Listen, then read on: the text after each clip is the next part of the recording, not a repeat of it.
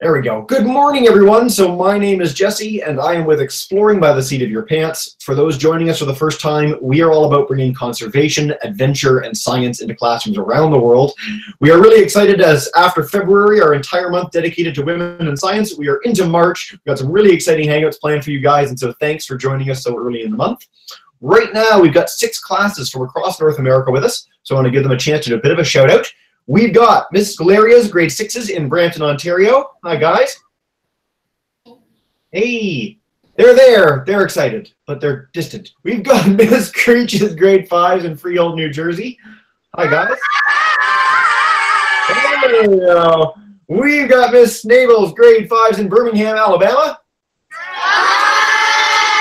Hi. We've got Miss Ames grade 5s in Kalispell, Montana. Classic city of ours. Their mic's not working, but they're there. Getting excited. We've got Miss Close's grade 4s also in Freehold, New Jersey. Hi, guys. Hi. Hey, just joining us a few seconds ago, we've got Miss Lodes' grade 5s in St. Charles, Missouri. Hi, guys. Hi. Awesome. Of course, the reason you guys are all here today is for our speakers. So we are joined live in Gatineau, Quebec by Dr. Jennifer Provencher.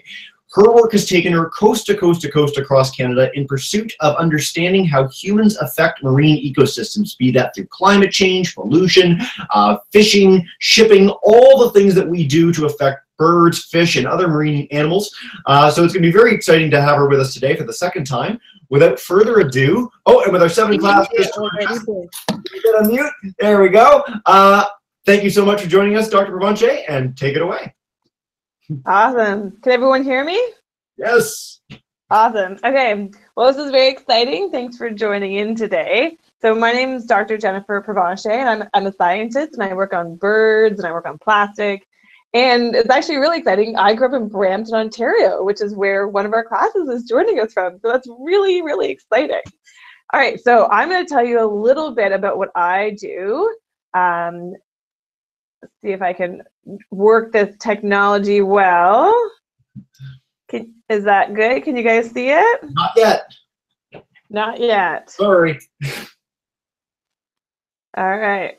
One more. Let's try this again. Just smack it. Sometimes that works with computers. Yeah.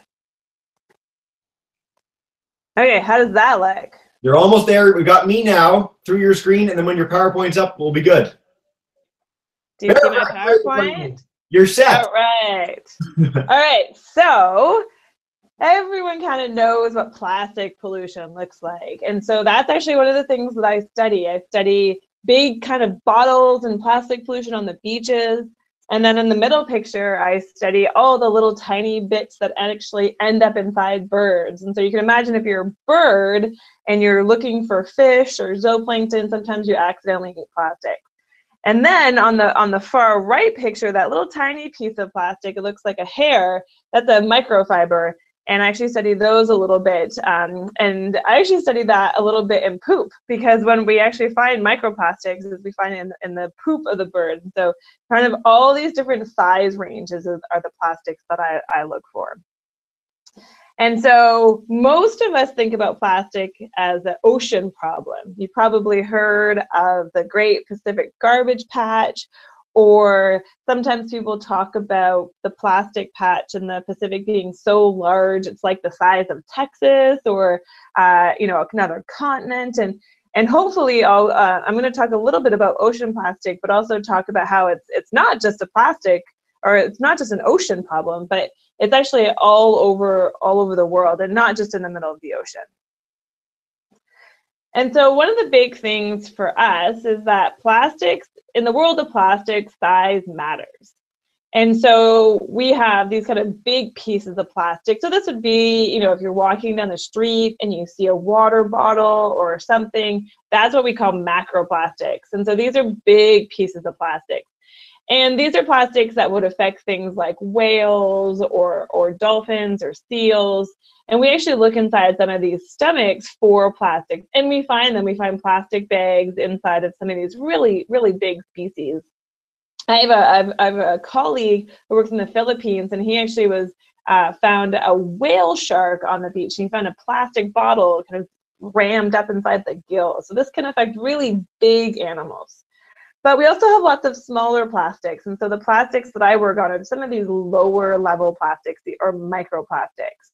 And so these are plastics kind of between 1 and 5 millimeters is what we call microplastics, or 5 to 20 millimeters are mesoplastics. And that's like all these little pieces of plastics that you see in that middle picture. And that little square is actually a 1 centimeter by 1 centimeter little square. And so you can see the size of those plastics. And these are plastics that are often eaten by fish or birds, again, who are looking actually for zooplankton and not looking for plastics. And then we have these little tiny pieces of plastics, or what we call ultrafine plastics, or even nanoplastics, and they're really tiny. And these are the things that we actually find, in the poop or in the sediment or water. And these are some plastics that are so small that they can actually enter the cell. And that's a lot of, that's really, really tiny. And so there's a lot of researchers who are working on that. And we contribute to it a little bit, but we mostly work in this middle category with the fish and the birds.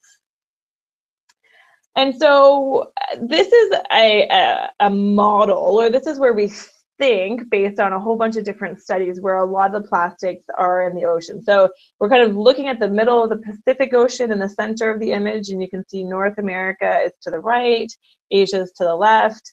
And where there's kind of that blue bit in the map, it kind of predicts it, and it's where we think that there's less plastics. And then as you kind of get into the greens, it's a little bit more. And then the red part is where we think there is the most plastic kind of floating out in the ocean. And we actually call these the 5 garbage gyres. And gyres is kind of this fancy way of saying it's kind of like a really big whirlpool. And so these gyres, the water spins around very slowly, but it does move around in a circular motion. And it basically concentrates all the garbage or all the plastic in the middle. So if you've ever had a bath and you've had toys in the bath and you pull the plug and it starts to go down, that it creates that little whirlpool, and bath toys or plastic toys can actually just kind of concentrate in there. That's exactly what this is, but on a huge scale, the level of the world, essentially. And so where this black star is, there's actually a colony of a type of seabird called the albatross. And the albatross are these birds that have really long wings, and they fly out over the water, and they look for fish and zooplankton to eat. But unfortunately, in the middle of them looking for fish and zooplankton, they live on the edge of one of these garbage patches. And so they bring a whole lot of plastic back to their chicks. You can imagine, mom and dad are both kind of going out onto the water shopping to bring food back to their young on the nest. But instead of, getting really good, nutritious food for their young, they're also eating all this plastic garbage and then giving that to their chicks. And so you can imagine that that's not super healthy for those birds. And so these are a few pictures of birds that a photographer from Tacoma, Washington, named Chris Jordan actually took of these birds.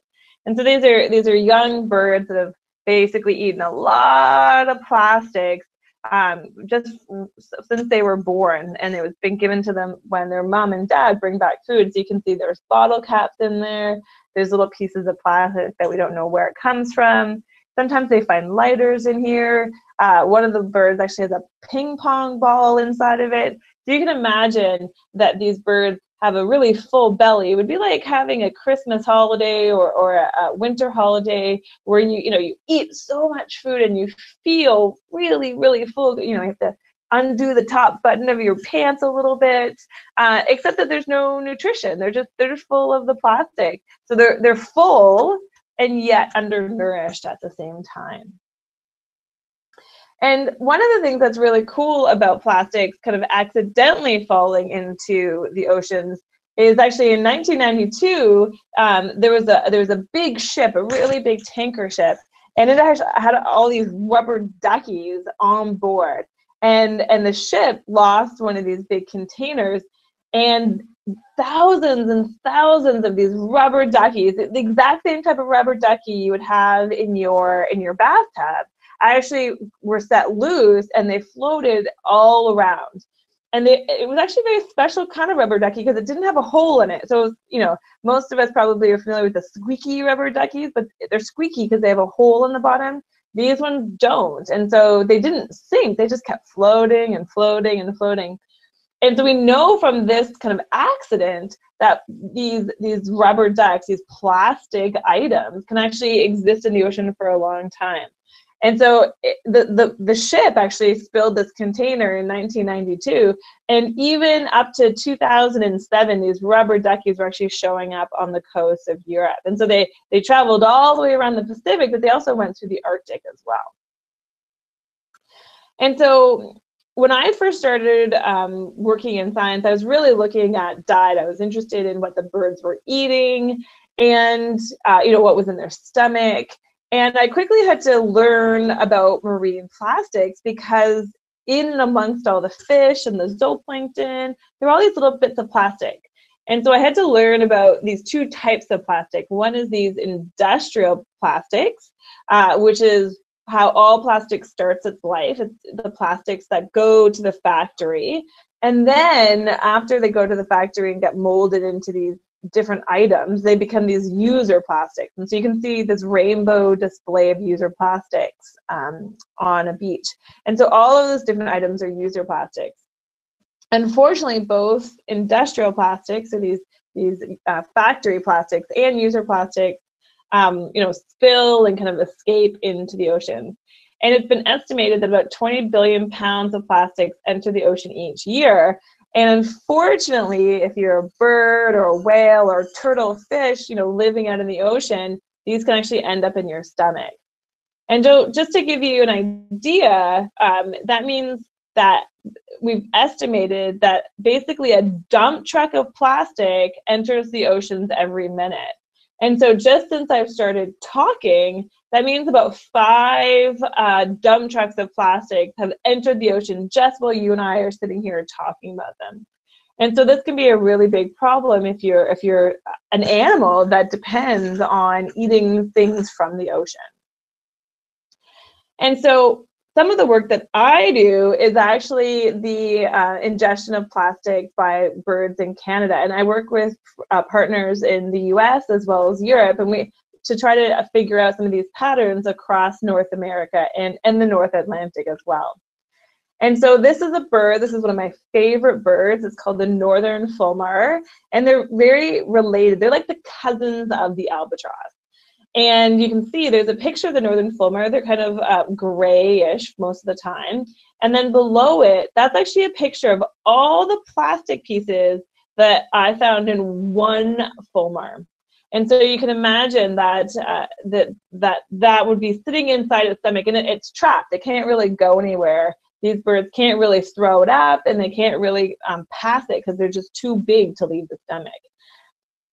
And through our work and through my research with partners and indigenous harvesters, we've actually been able to sample plastics in these bird stomachs from different locations across Canada. So that's what those 5 stars are.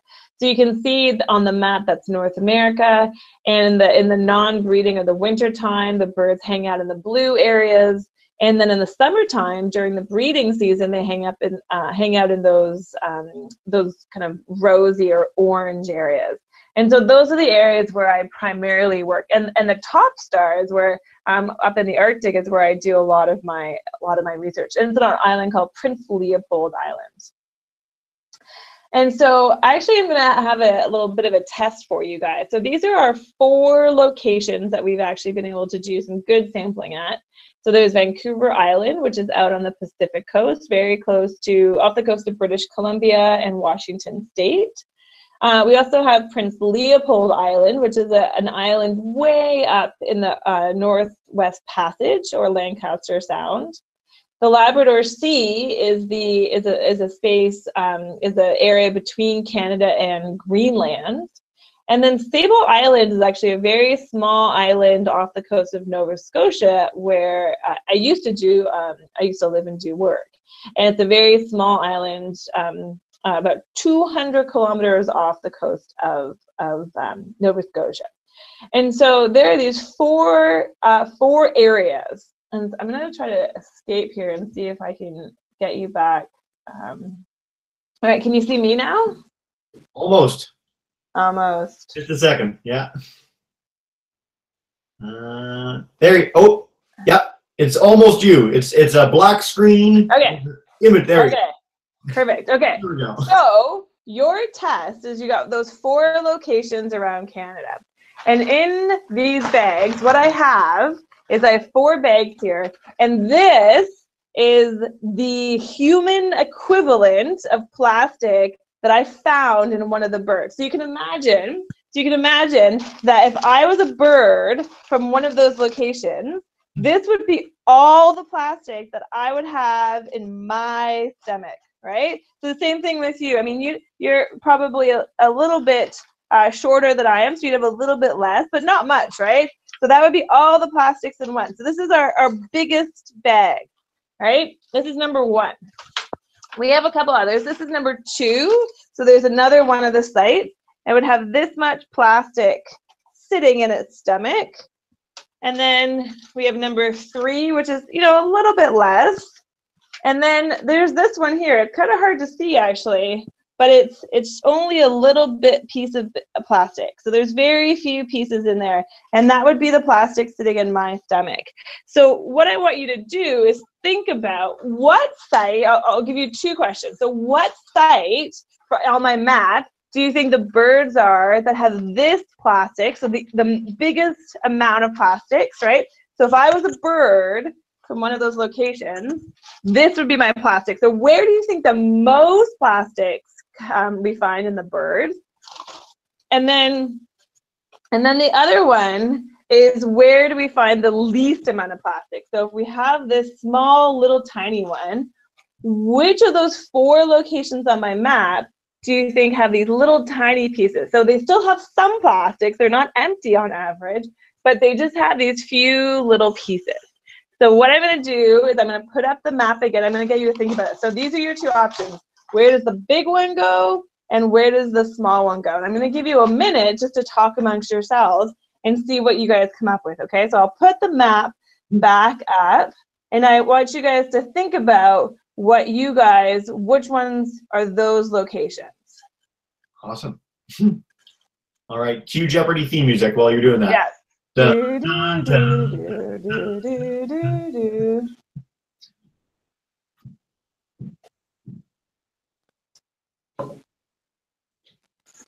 So when you have an answer, what I want you to do is I'm going to ask you to kind of hold up your hands. I'm going to talk about the sites, and then you're going to have to tell me which ones that you guys think it is. So, yeah, so get ready to kind of show me your answers by using your hands.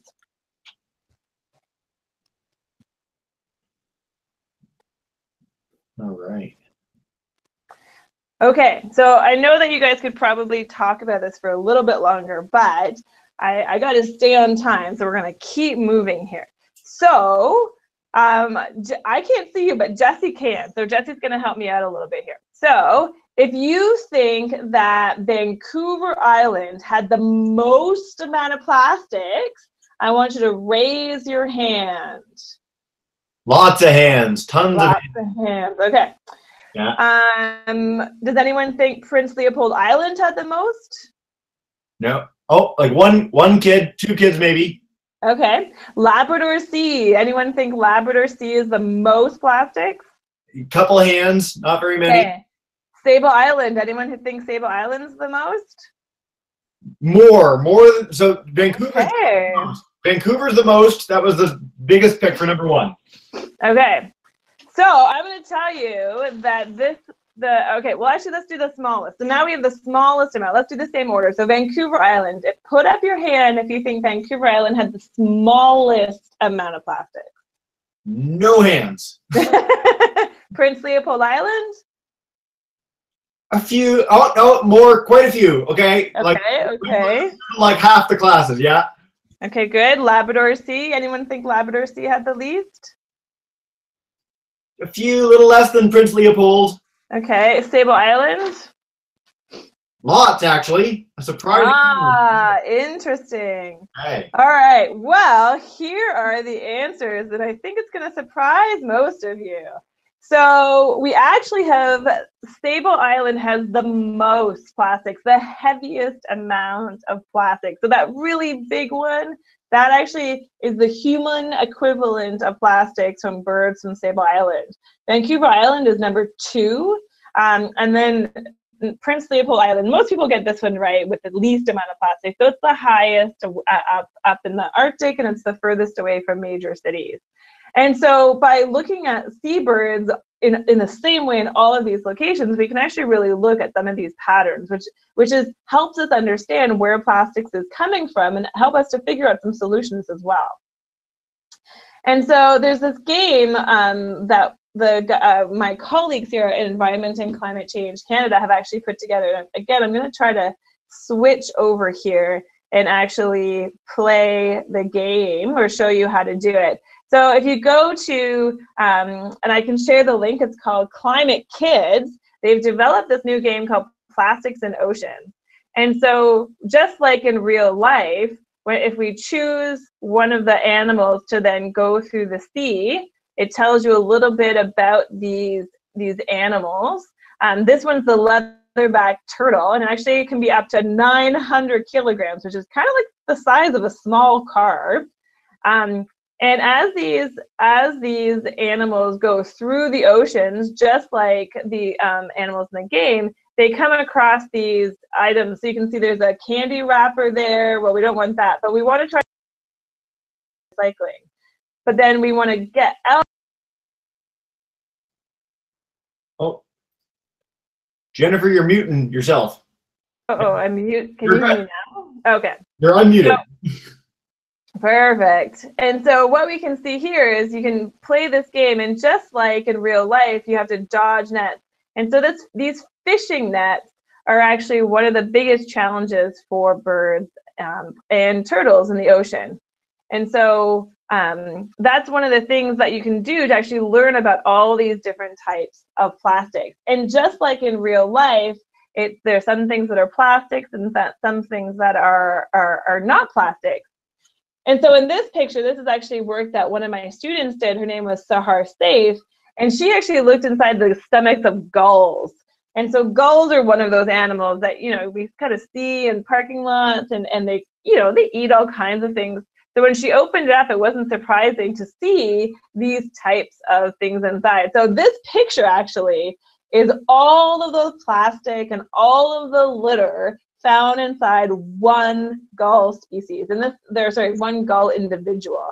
And this individual is actually from Newfoundland. And so you can see there's plastics in there, but there's also foil, there's rope, and there's all kinds of things. And so while we work on plastics, and it's a really big focus for us, it's more about all kinds of litter. It's not just about one little type of litter. And then one thing I always like to talk about is we usually look inside the stomach. So this is actually a kind of a little picture of a fulmar stomach. And we often look inside the stomach for the plastics. But we were actually talking with hunters and some students one day, and just like us, everything that goes in has to come out. And so we started thinking about, well, what about in the poop? Like, are there plastics in the poop?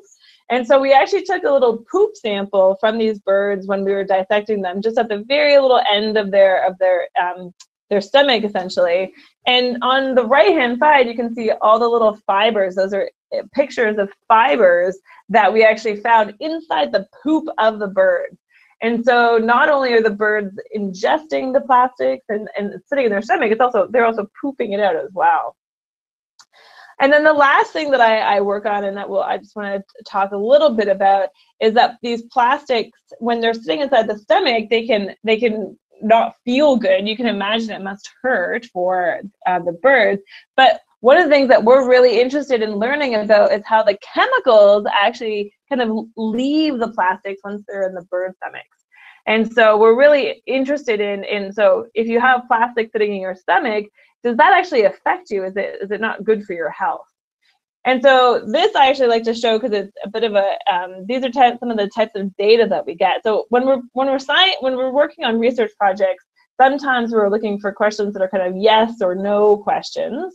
But other times we get data like this, where we just get a whole bunch of different data back, and we have to kind of work to separate it out. And so this is actually, we took the plastics inside birds and we took it to a special machine that tells us what kind of plastic it is. And this actually just tells us that there's all kinds of different plastics inside birds. So birds we can see nylon and olefin and polyethylene. These are really common.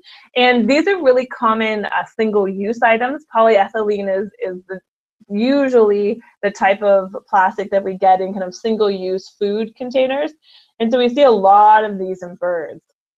And this can seem really complex, but really the take-home message is that the birds are ingesting types of plastics that are not meant to kind of be in contact with food. So all of us will eat food today, or even, you know, in lunch next, and have plastic.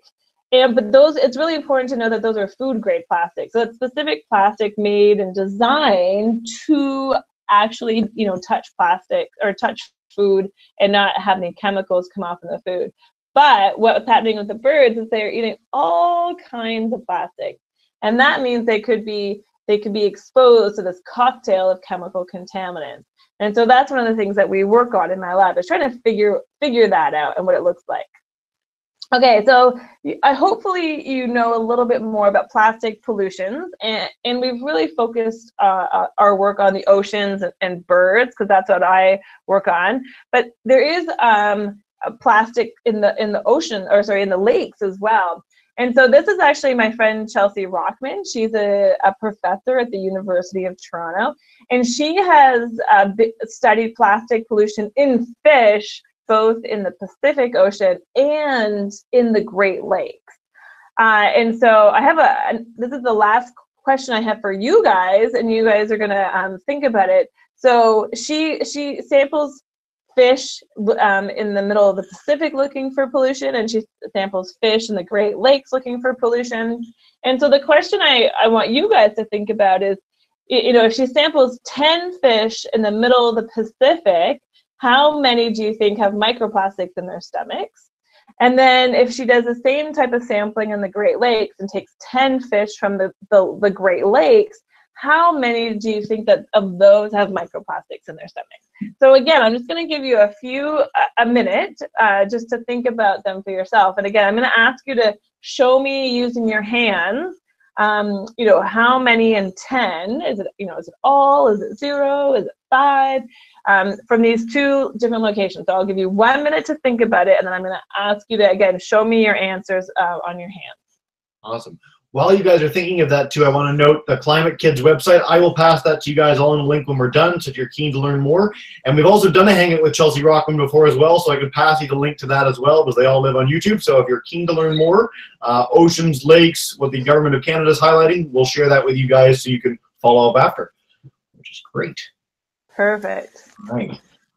Okay, so let's wrap it up here. So show me using your hands, how many fish from the Pacific do you think had microplastics in their stomach? So 10 fish in 10, or 1 fish in 10 had microplastics in their stomach. How many? Show me using your hands. A lot of 2 hands up at the same time. A lot of kids think 10. We've got 1 hand up. Yeah, a lot of kids with 10. Does anyone think like 5? Put up your hand if you think 5 out of 10.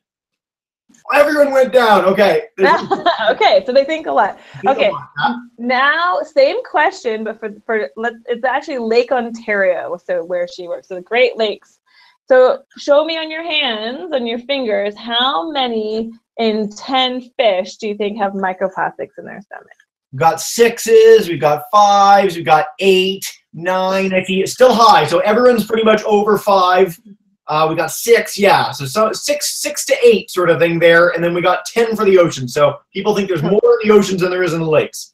Okay, well here we go. Drum roll. The answer is not probably what you expected. So when Chelsea did her work, she only found 1 in 10 fish from the Pacific have plastics in their stomach, and yet all of the fish, I think they're up to about 700 fish now from the Great Lakes, all of them have microplastics in their stomach.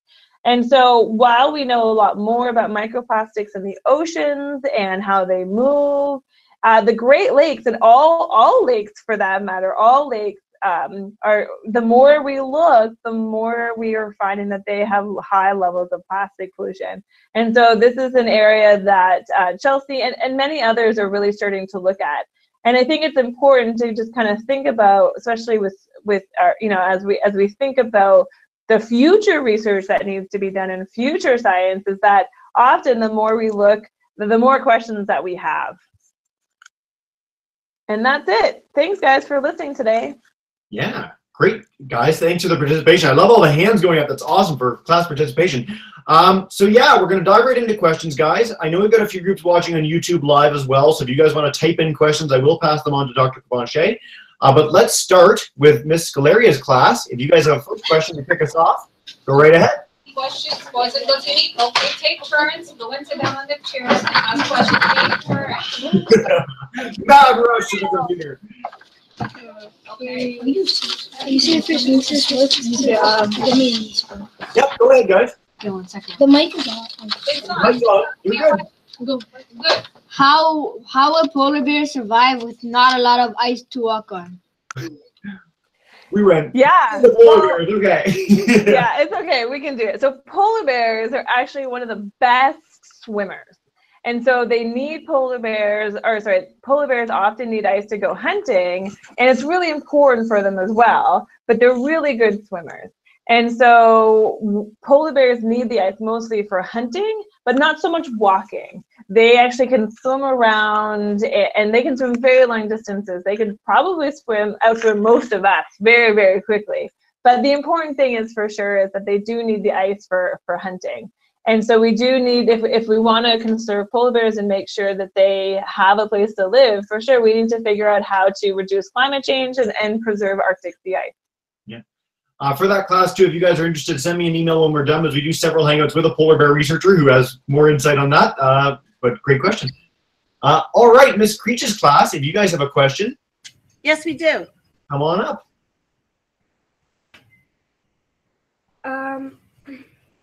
Do you ever go outside? Do you ever like go outside the Arctic when you're studying in the Arctic?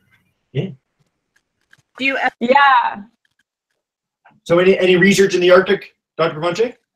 Yeah, so one of the things that's really important is that we work really closely with communities and actually schools in the Arctic. And so one of the things I'm really lucky to do is each year we actually go hunting, and we actually get seals and birds, and then we actually bring them back to the classroom to dissect.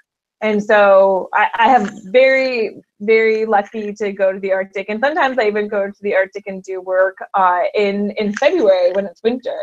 And so there's a group of birds actually that live in the Arctic all year, and they live on this little open area called the Polynia, which is a really cool word. And so we actually go up in February when it's -40, and we work with the Inuit hunters who know the land, and they're kind of, we have these deep hoods, and it's dark, and yet there are these thousands and thousands of birds swimming around. And so yeah, I've been super lucky to be able to go and work in the Arctic in all seasons actually. Very cool. It's cold when the temperature is the same in Celsius as Fahrenheit. -4. Exactly.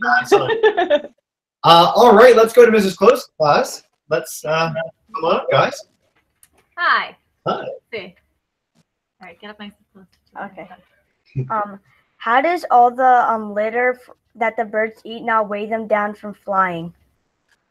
That is a great question. And so that exactly is one of the reasons why we measure plastics in mass and weight, and not so much in pieces, right? Because you can have a lot of little pieces and it doesn't really matter, or it matters less. And so, but you have a really big piece of plastic and it weighs you down. And so that's a really good question. Most birds have plastics in them that don't seem to weigh them down. They still can fly. But the young albatross, for sure, they never actually leave the island. They're so full of plastics, and they don't have the muscles to actually fly. So that actually can be a really big problem for the young birds that have lots and lots of plastic. Yeah, good question, guys. All right, Ms. Lode's class, if you guys have a question, come on up. Why do people sometimes throw plastic in oceans on purpose? Yeah, that's a tough one. I would say that most people don't do it on purpose. Most of the plastic that's in the oceans is accidental. It got kind of escaped from the garbage dump, or people put it. You probably have seen a garbage can that's kind of overflowing. People think they put it in, but then the wind takes it out.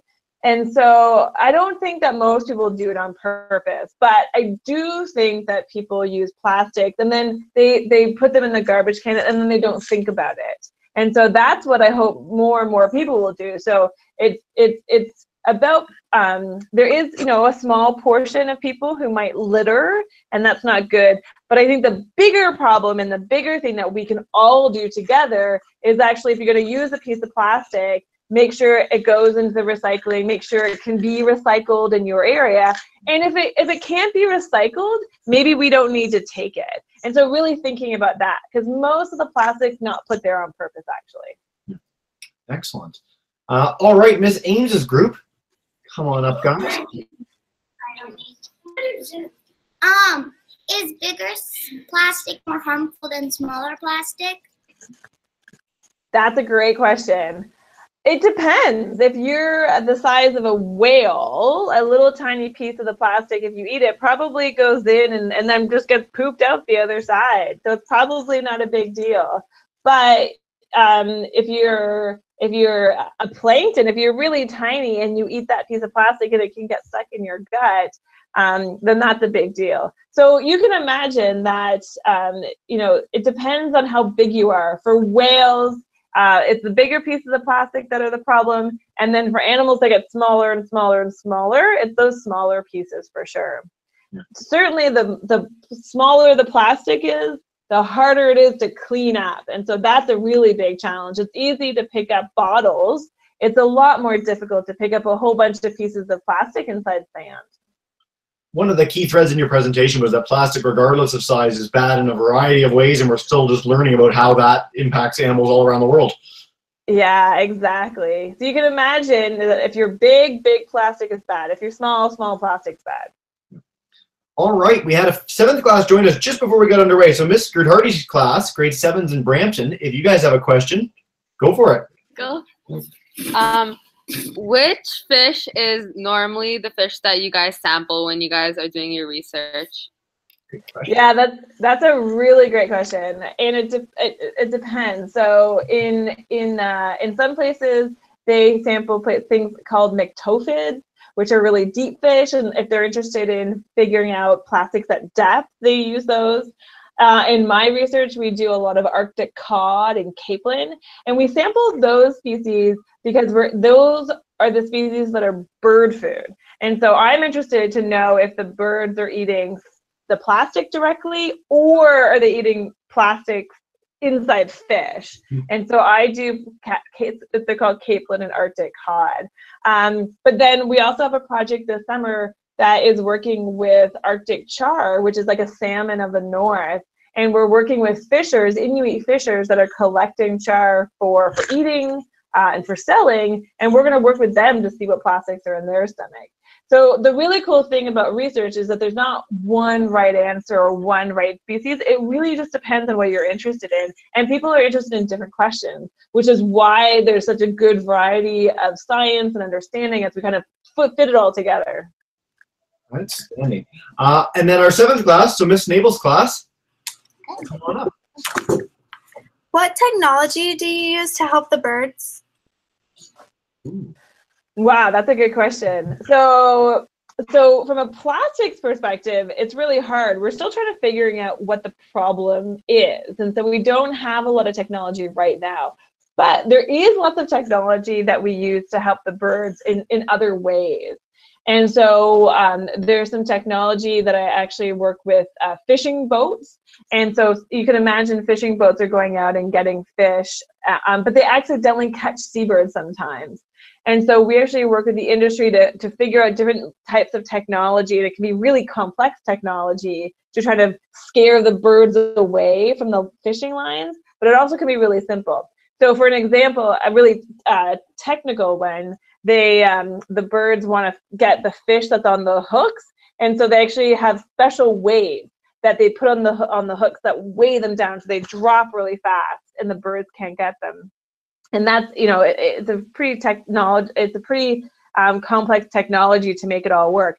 But one of the best solutions and the most simplest technology is actually having these lines with pieces of plastic, actually plastic bags and stuff, and plastic old rain jackets. And it actually scares the birds away. And so it's basically like flappers that are just kind of hanging out over the fishing lines, and then the birds don't like them. So they're basically scaring the birds away.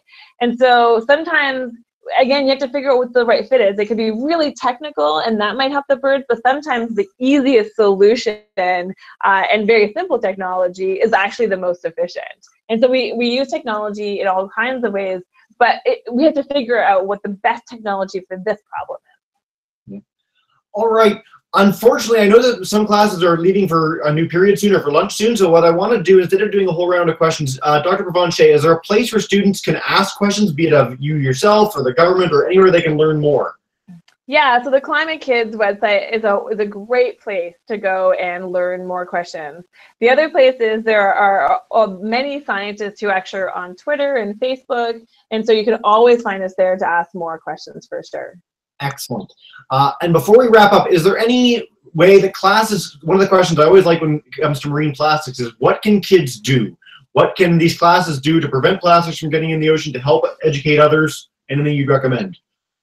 Yeah, the number one thing that everyone can do every single day is actually think about the plastics that we're carrying our food in. And so whenever I have a lunch, I always try to have a litterless lunch. And so most of the plastics that we find in the ocean and most of the plastics that we find in birds and whales is actually single-use plastics from food items. And so what I would do is challenge the classes and the students, as well as the schools even, to try to move towards litterless lunches. And if you do need plastic, so you can imagine I have my tea here, it's in a reusable thermos, and so we use it. And it does have plastic items to it, right? But it's something that we use over and over again. And so whenever I use plastics, I always try to think, you know, can I use this again? Can it be recycled? And if it can't, or I'm not going to use it again, I really try to say, do I need this, or can I figure out some other method to do what I need to do? And I think that's something that we can all do every single day. Outstanding. So as you know, at the end of every hangout, boys and girls, I'm going to demute every class's microphone. So if you guys could join me in saying a huge thank you to Dr. Provencher. Everyone is demuted. So thank you guys so much. Thank you.